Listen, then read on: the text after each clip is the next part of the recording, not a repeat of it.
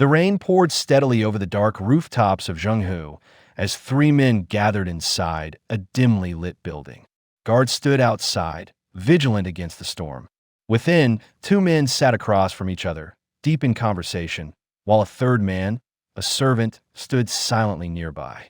Jean Lebong, the Grand Master of the Treasure Merchant Alliance, spoke with a voice filled with bitterness and pain. He recounted to the other seated man, an infamous assassin known only as Phantom, the torment he had suffered at the hands of someone he referred to as a wicked demon. According to Lebong, this man had not only stolen all his assets, but had also cruelly severed his fingers. He warned Phantom not to underestimate this demon, claiming the man was dangerous enough to warrant hiring Zhenghu's most feared assassin. Phantom, calm and composed as always, asked whether Lebong had any specific identifying details, perhaps a portrait or sketch of the target. Lebong hesitated. Then, with a note of unease, he admitted that the most striking feature of the demon was his extraordinary handsomeness. He explained that he had first met the man by chance at a drinking party. The young man, only 20 years old, was charming, witty, and kind, unlike anyone Lebong had met. His intelligence and stories of traveling across the Central Plains had made him an intriguing presence. For 2 months, Lebong had spent time with the man. It wasn't until one drunken evening, during an impromptu martial arts display, that Lebong glimpsed the man's true power. At that point, the servant stepped forward and opened a locker, revealing a mark left behind by the so-called demon after that performance. Phantom's eyes widened when he saw it. The mark was a clear trace of the Thunderbolt sword, a secret technique known only to Nong Li Sang, one of Zhenghu's 10 greatest martial masters.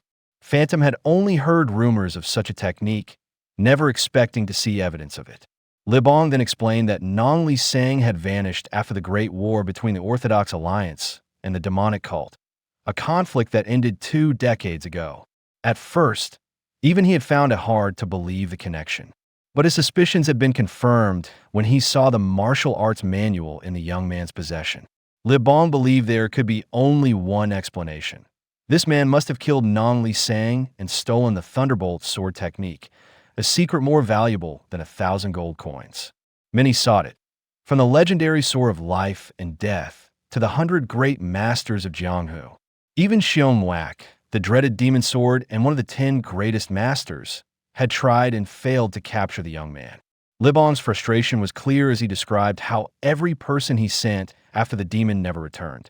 The last time they met, the man had not only taken Lebong's fortune, but had mocked him, saying it felt good, and that there was no reason he shouldn't take everything Lebong owned. Phantom listened intently.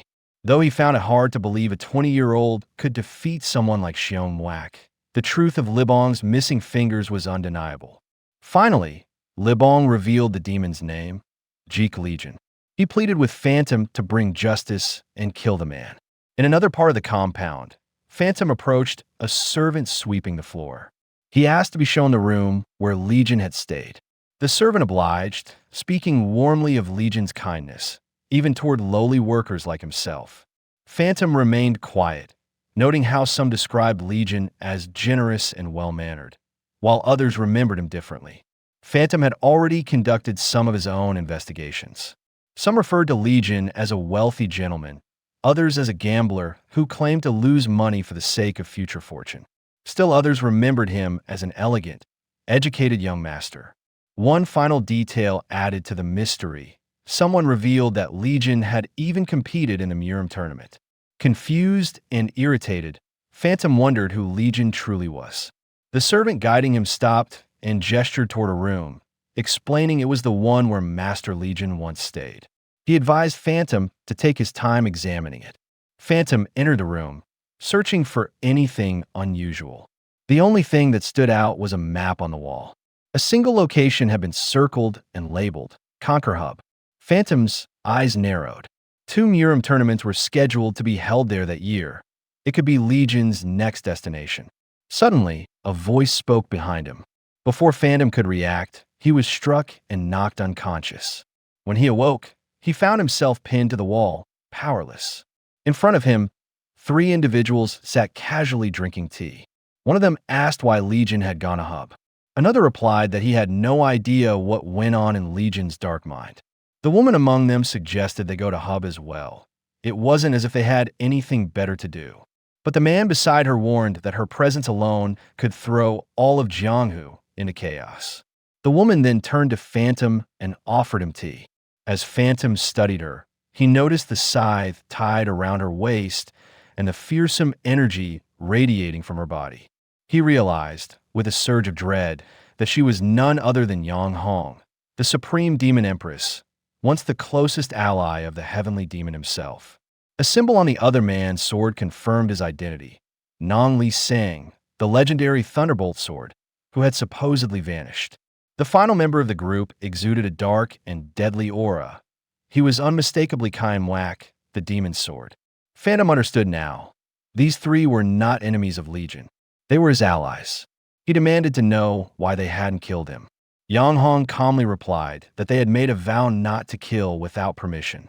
However, they had already destroyed his chi center and severed a tendon in his leg. Noticing Phantom's stoic demeanor, she added that assassins were known to hide poisonous pills in their mouths. Perhaps he should take his if he wished to end it quickly. Phantom gave a faint, sad smile. He understood what they were suggesting. With a final, bitter comment, that Legion was lucky to have protectors like them. He bit down on the pill. The trio looked on, unfazed. Yang Hong merely stated that Legion didn't need their protection. Phantom collapsed, lifeless. Elsewhere, Jeek Legion stood with two swords strapped to his back, facing a group of martial artists. They approached him arrogantly, clearly underestimating him. One man laughed, claiming they had finally caught him and demanded the martial arts manual containing the secret technique. A superior cautioned him not to be too eager. Many great masters had tried and died pursuing Legion. Drawing his sword, the man stepped forward, mocking Legion for his youth and fearlessness. But before he could finish speaking, Legion moved. In a single devastating strike, he killed the man on the spot. The rest of the group charged at him in fury. Legion didn't even reach for his swords. With just his fingers, he blocked their attacks. In a flurry of effortless motion, he dispatched them one by one. In less than a minute, they were all lying defeated. Legion hadn't even drawn a blade. After defeating his challengers with ease, Jeek Legion stood silently among the fallen, the dust of battle still lingering in the air. He didn't bother to draw his swords. His hands alone had been more than enough. As the silence settled around him, he mused to himself, his thoughts drifting not toward his victory, but toward the shadows of the past. The narrative shifted then, peeling back 2 decades to recount the Great War between the Orthodox faction and the Heavenly Demon cult. This brutal conflict had consumed the lands of Jianghu for 13 years, leaving behind a trail of bloodshed, sorrow, and devastation. Then, one day, the war ended as suddenly as it began, with a mysterious truce. Even after 20 years, the details of that peace remained unknown. Both the Orthodox Alliance and the Demon Cult had chosen silence. In the years that followed, Jianghu changed. New factions rose while others, crippled by the war, faded into obscurity. Among the struggling was the Righteous Sword sect, once renowned, now diminished. Within this weakened sect, a young woman named Zhang Cherian trained under the relentless rain, trying in vain to break through to the 7-star realm. Her sword art, Red Dead Sword, felt just out of reach, and frustration consumed her. As she wrestled with her limits, her older sister, Zhang Han, and brother-in-law approached. Zhang Han brought unexpected news. A swordsman from the Jinin clan, also surnamed Zhang, had come with a request to pair with Cherian in the upcoming Dragon and Phoenix tournament. Cherian was stunned. The Dragon and Phoenix tournament was one of the most prestigious martial competitions in the Central Plains, second only to the Heavenly Dragon tournament. However, the idea of pairing up, especially with someone like the infamous pervert Yun Yin, infuriated her. She snapped at her sister, refusing the suggestion outright. Zhang Han, remaining calm, tried to reason with her. She reminded Cherian of her own dreams, to bring honor back to the sect. Being chosen for such a prestigious event could grant that honor. But before she could finish, Cherian interrupted, anger boiling over, and stormed off. Elsewhere in a bustling marketplace, merchants shouted over each other, try to peddle their goods. Under a large umbrella, a group of men huddled, gossiping excitedly. The topic of conversation was the downfall of Grandmaster Lebong, who had reportedly lost yet another finger. The crowd cheered the unknown figure who had done what many could not, exact revenge on the corrupt merchant. Not far away, Cherian wandered through the streets, her face clouded with doubt. She muttered to herself, wondering if the Junin clan would retaliate against her family. Were they so powerful they could do whatever they pleased? As she watched people pass, she began to question the ideals she once held dear. In this world of martial arts, deception and betrayal had become a norm. Is this the Jianghu I once admired? She thought, pausing in the middle of the street. It was then that a voice interrupted her thoughts. Legion had appeared silently behind her, speaking as if he'd read her mind. He told her that he, too, had once believed in Jianghu's ideals, but experience had taught him otherwise. He mentioned the 9 calamities demon technique, also called the invisible demon art, which was so powerful it couldn't be defeated in single combat. It seemed absurd, he added, that the Great War had ended so suddenly, with such a technique left unresolved. Cherian turned, surprised by the stranger's presence and knowledge. She asked who he was, but he only replied that he was new to Wuhan and thirsty. With a casual smile, he suggested she show him where to get a drink. Annoyed, Cherian responded sharply, telling him that a real martial artist shouldn't behave like a lazy drifter. She turned to leave, but Legion called out again, asking if she truly believed this current Jianghu still had value. His question made her pause. When she asked what he meant, Legion answered that ideals and chivalry had long since vanished. What remained was an illusion. Jianghu was now just a performance, a hollow world of pretenders. Though she found his words insulting, Cherian didn't let anger show. Instead, she challenged him. If he felt this way, why did he still choose to live in Jianghu? As she walked away, she muttered under her breath that Jianghu wasn't as bleak as he made it seem. Her words lingered with Legion, who watched her go, thoughtful. Later that evening, the hang-in was alive with conversation. Inside, customers filled the tables, buzzing with excitement over the upcoming Dragon and Phoenix tournament. One man claimed confidently that swordsman Yang from the Kan family was sure to win. His companions disagreed, arguing that the NX sex Yang was a far stronger contender. Amid the chatter, Cherian stepped into the inn, drawn by the crowd. She stood by the entrance, unsure of where to go, when an attendant recognized her. "Aren't you young Lady Jiang from the Righteous Sword sect?" he asked. "What brings you here alone?" Cherian replied that she only wanted a quiet drink. The attendant informed her that only the special room had any open seats.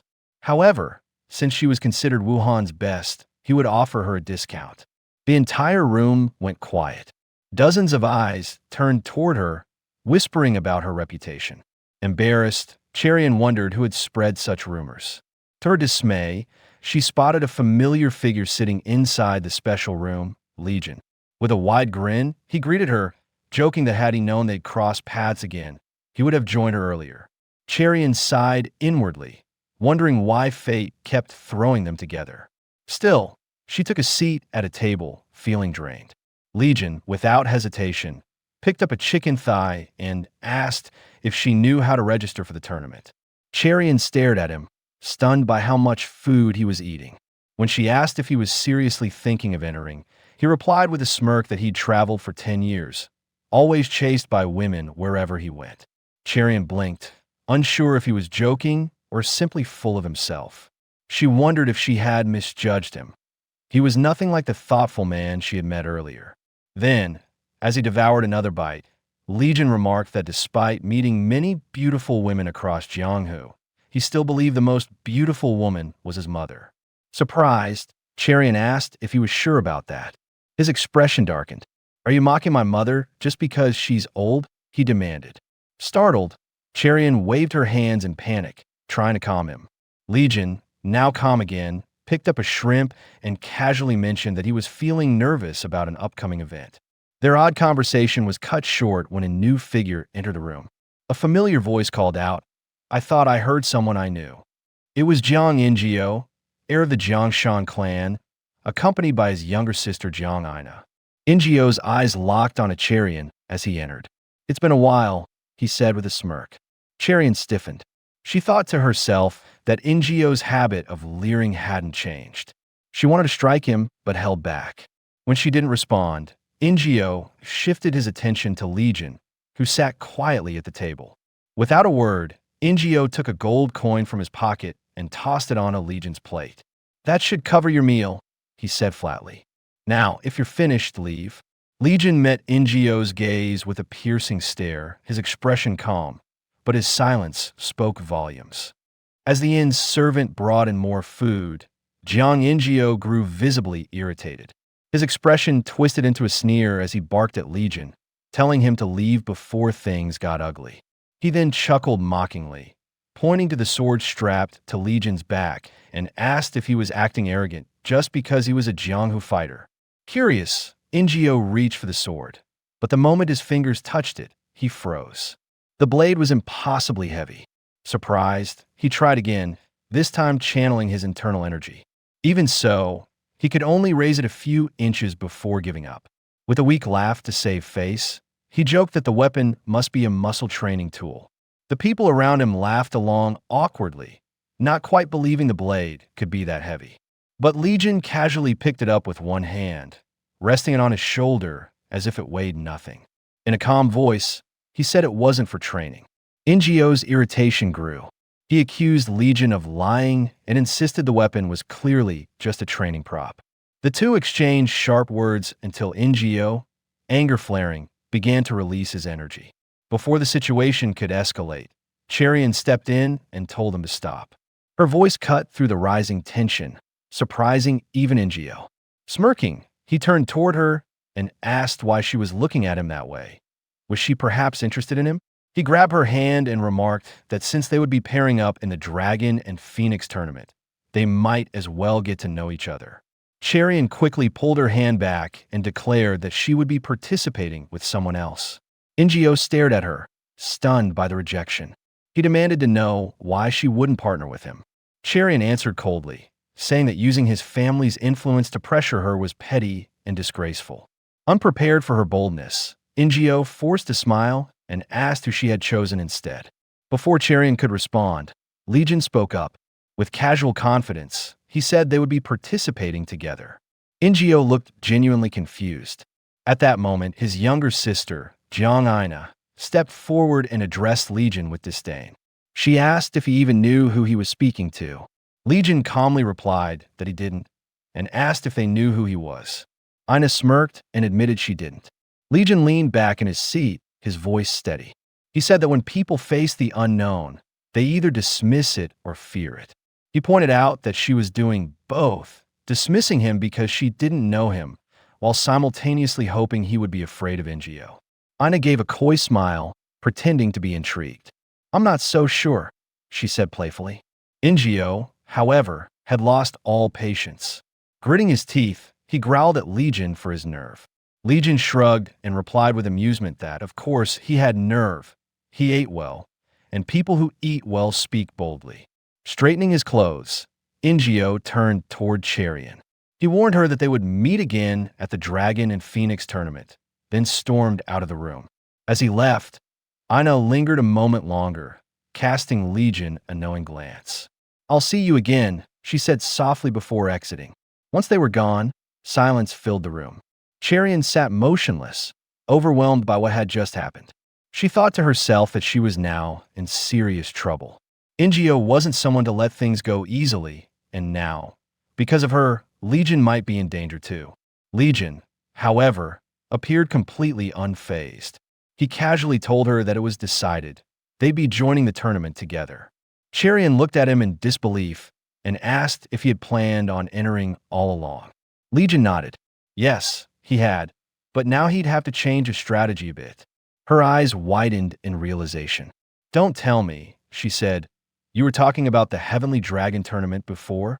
Legion confirmed with a nonchalant yes.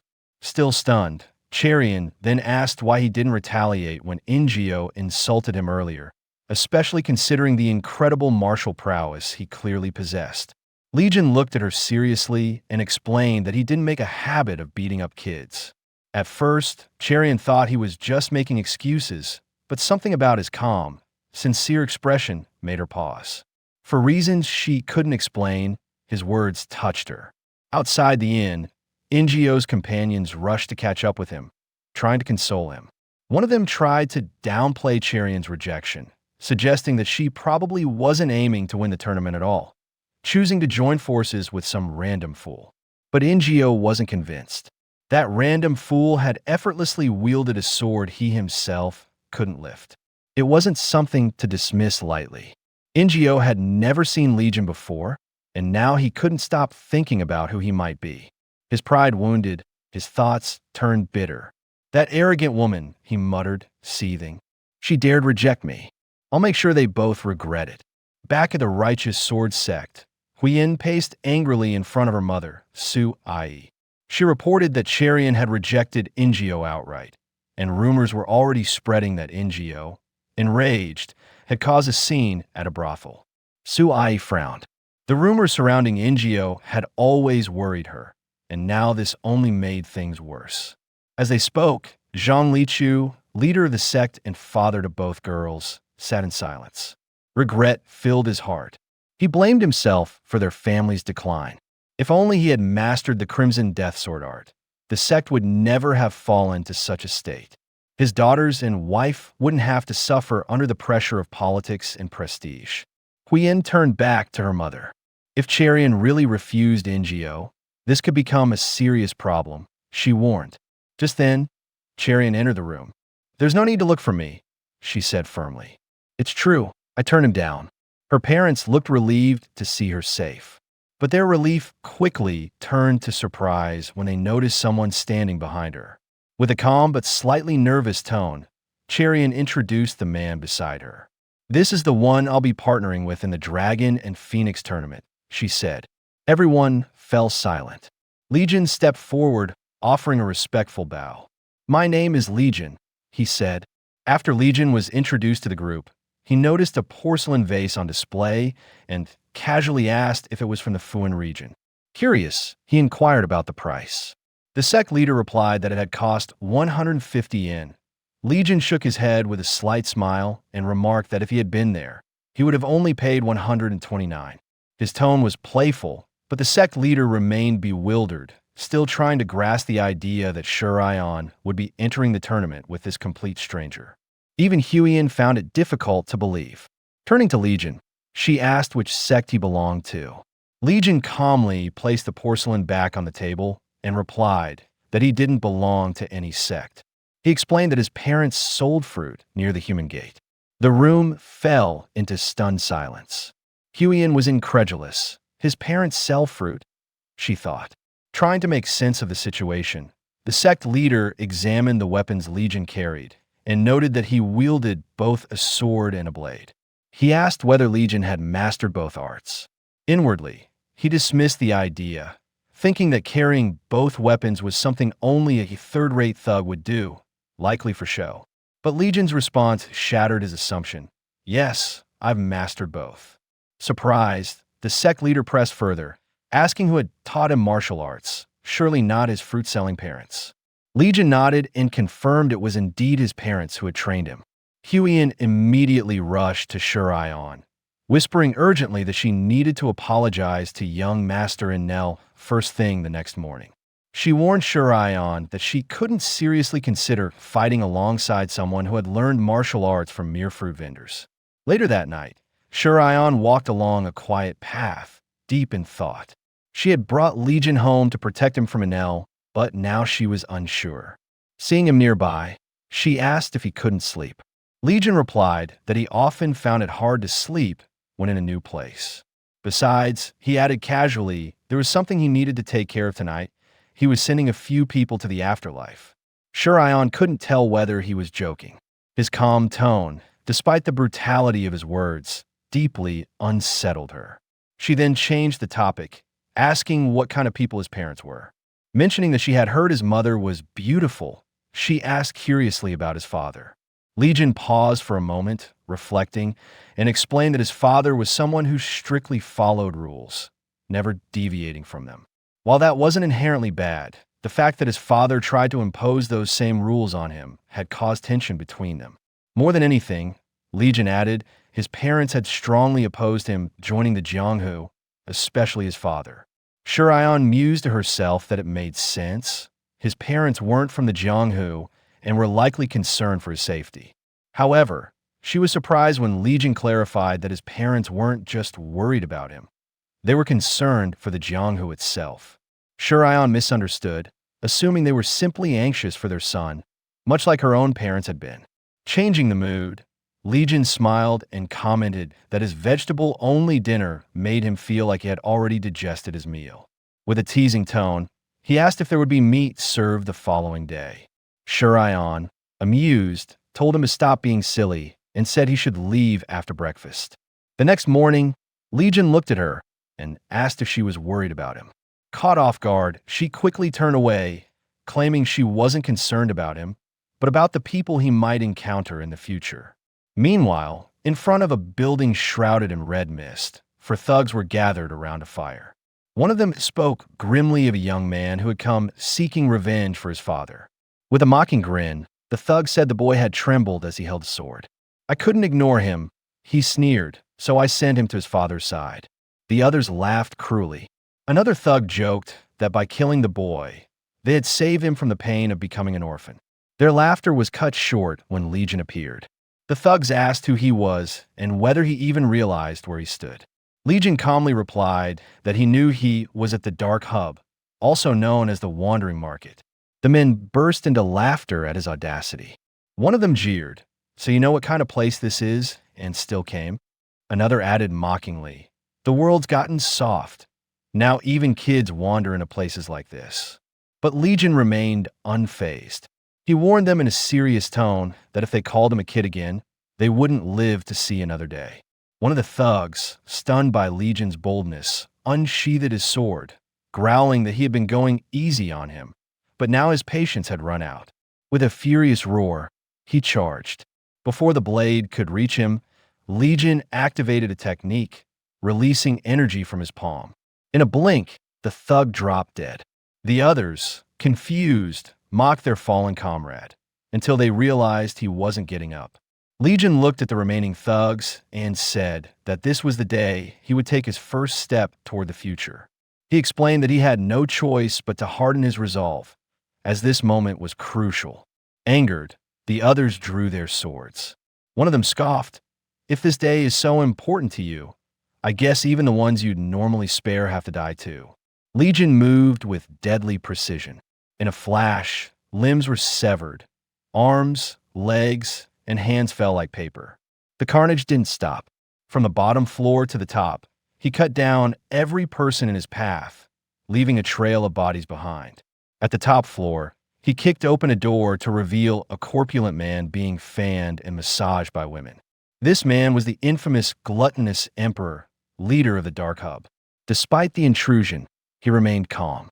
His maids smiled seductively, sensing Legion's presence. Legion glanced around and remarked dryly, "Quite the ambience you've got here." The gluttonous emperor slammed his hand on his chair and asked if Legion was a guest, and who he was planning to purchase. With a smirk, he asked, "Who do you think you can afford in a place like this?" Without hesitation, Legion replied that he was there to buy the most expensive person in the room. The gluttonous emperor laughed at his arrogance and asked if he had enough money. Then, playing along, he set a price, 500,000 yuan. To his shock, Legion dropped the exact amount on the floor and asked if the deal was sealed. The emperor, caught off guard, noticed there was even more money in Legion's bag. He asked what would happen if he raised the price. Legion replied coolly that he'd be disappointed if the man did. Irritated, the emperor's expression darkened. He growled, "What if I just kill you and take your money?" Legion, unflinching, answered that he'd be even more disappointed. Enraged, the emperor ordered his maids forward. They began releasing a seductive aura, using charm techniques so powerful that no ordinary man could resist. But Legion was no ordinary man. The gluttonous emperor watched Legion and thought to himself that the young man had been doomed the moment he stepped into the room. The maids surrounding him were about to unleash their technique, the illusory blissful dance, a powerful form of sorcery capable of paralyzing a man's will and judgment. But just as they prepared to strike, Legion effortlessly raised his hand and blocked the incoming spell. With a calm voice, he commented that it was a fine dance, but not good enough to kill him. Then, in one swift motion, he plucked a hairpin from one of the maids and flicked it toward a pillar. The pin shattered the lamp hanging above the Emperor's head, plunging the room into partial darkness. The Emperor, visibly shocked, suddenly realized that Legion had seen through the soul manipulation sorcery. The maids stood frozen in disbelief, their enchantment completely broken.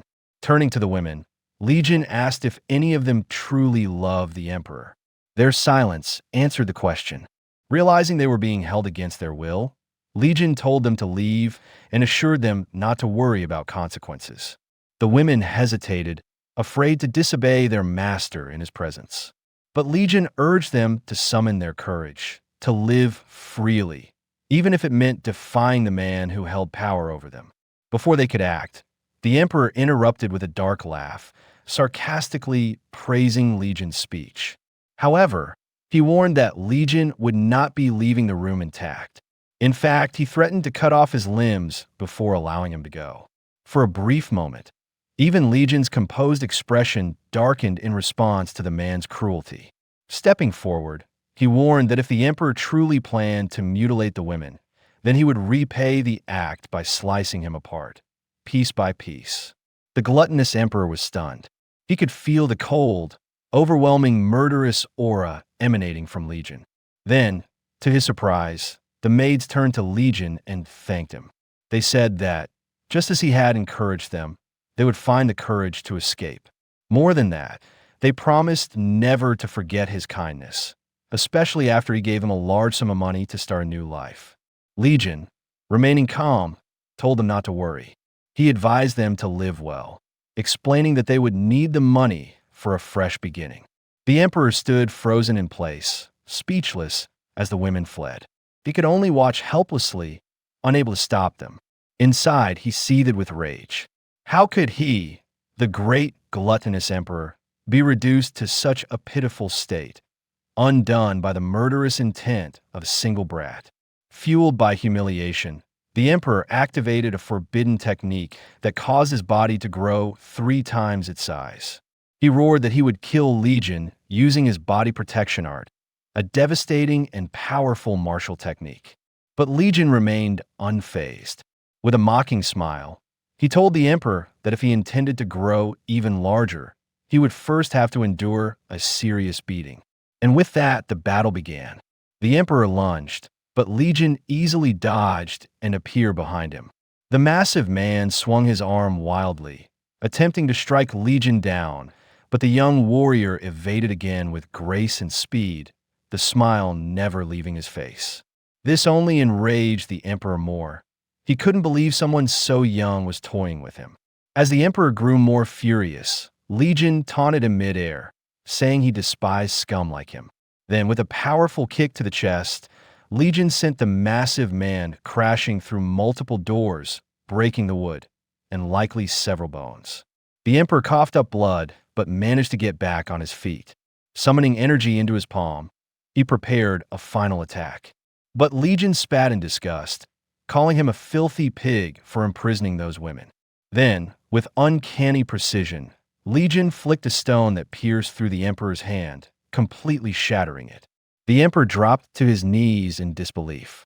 It felt like a mythical reversal, David felling Goliath with a single stone.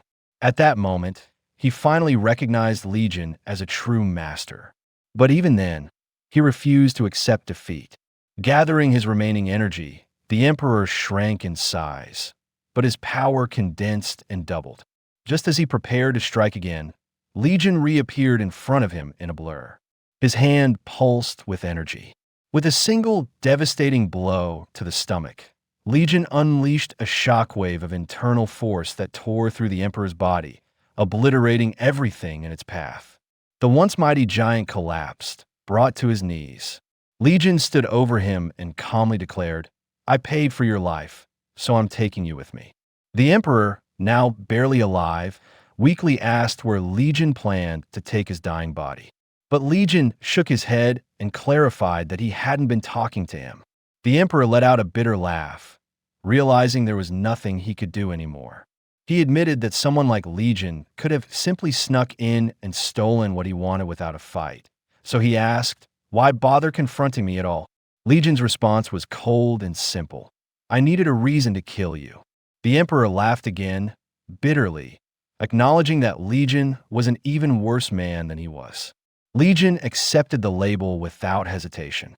"Perhaps," he said, "but good people never fall into my traps." With that, the gluttonous emperor breathed his last. The room fell silent. Then, from the shadows, a hunchbacked man emerged. Legion turned to him and spoke, "We finally meet, Manor Master who? Or should I call you by your real name? Musha?" The old man stopped pretending. His shoulders straightened as the facade faded. This was Musha, the former patriarch of Mount Tai's Phantom Manor. Legion remarked that it was surprising to find a genius of formation arts and mechanical engineering in such a place. He admitted that it had taken him a long time to track Musha down. "I suppose," he said, "it's difficult to recover from that incident." Musha, taken aback, was left speechless. The incident Legion referred to was the source of Musha's deepest pain. Years ago, Mount Tai's Phantom Manor had been famed for its mechanical artistry.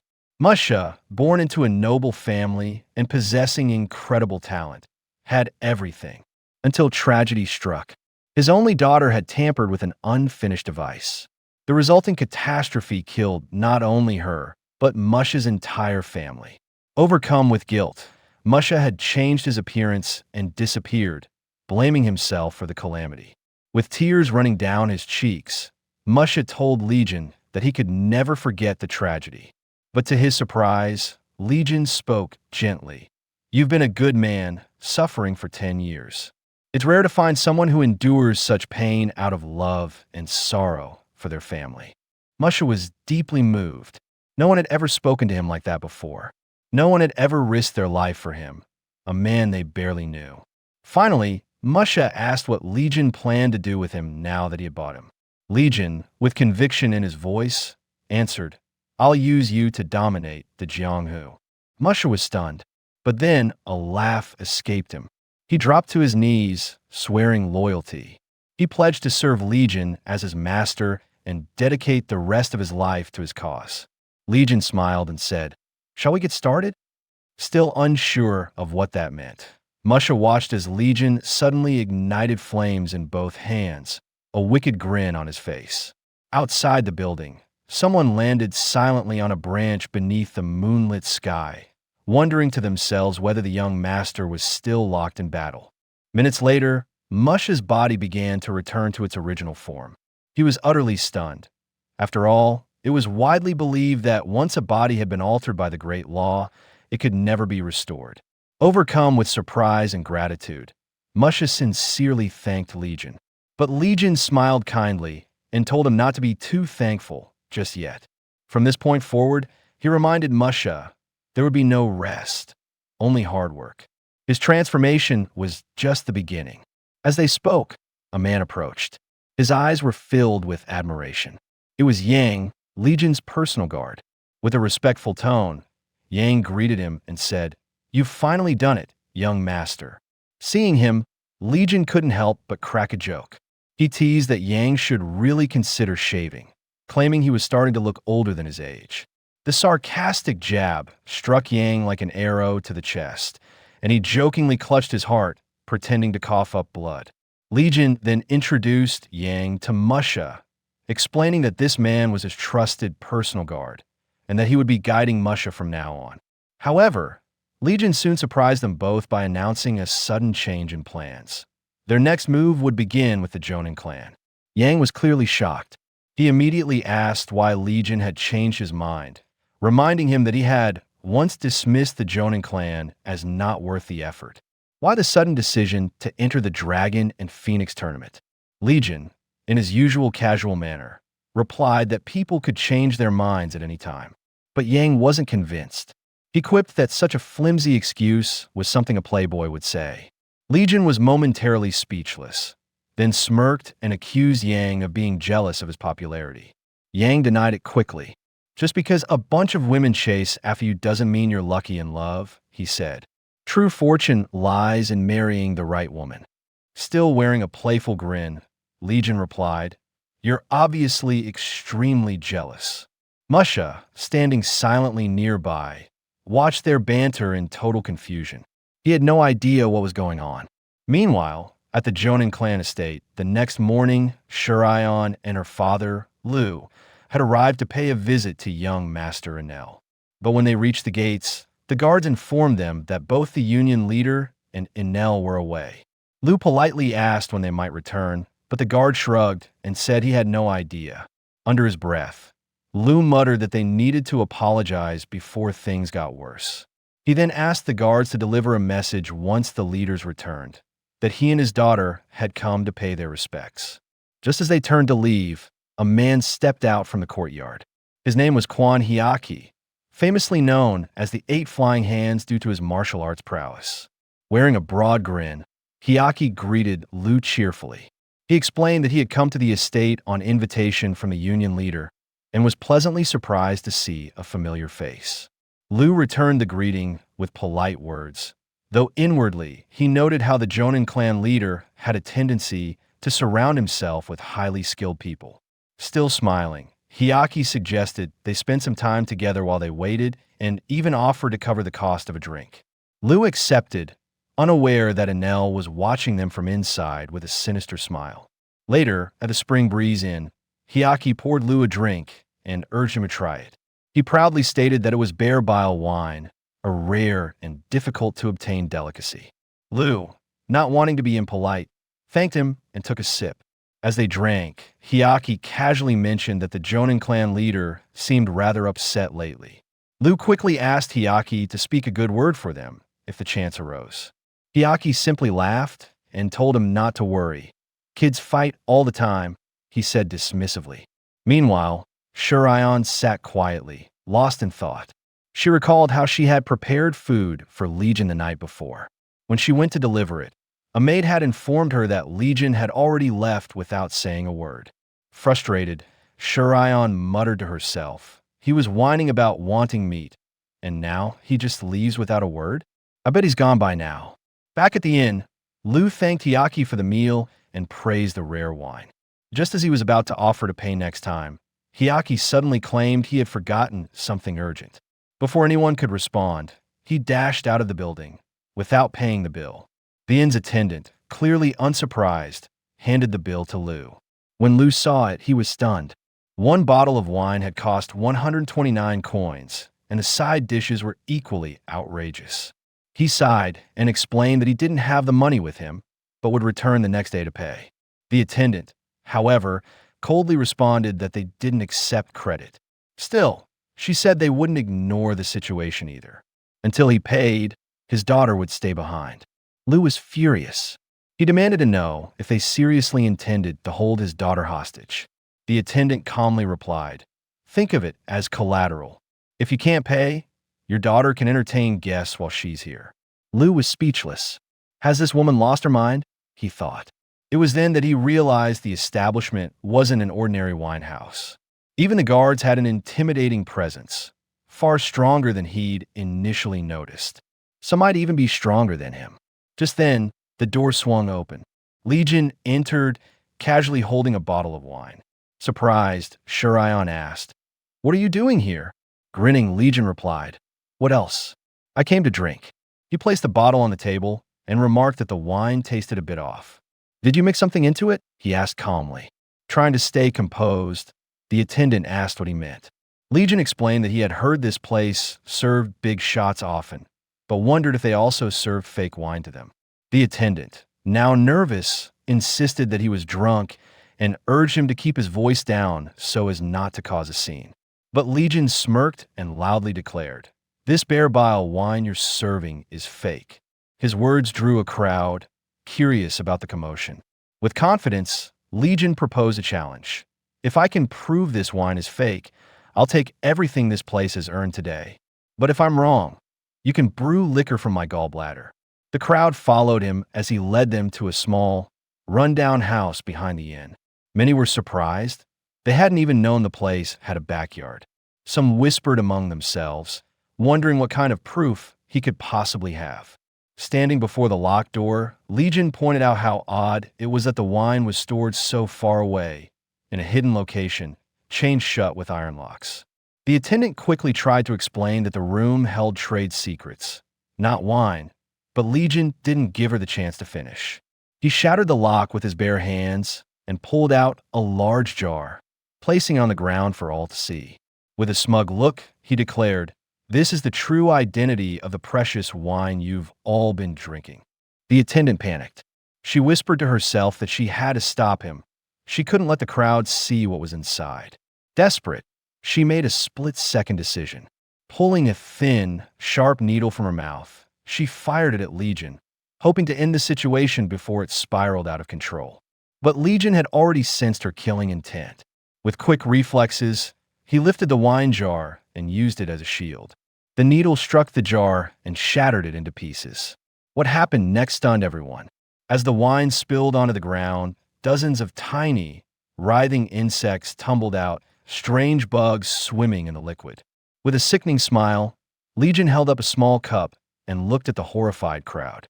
He mockingly asked, "So, does anyone still want to taste?"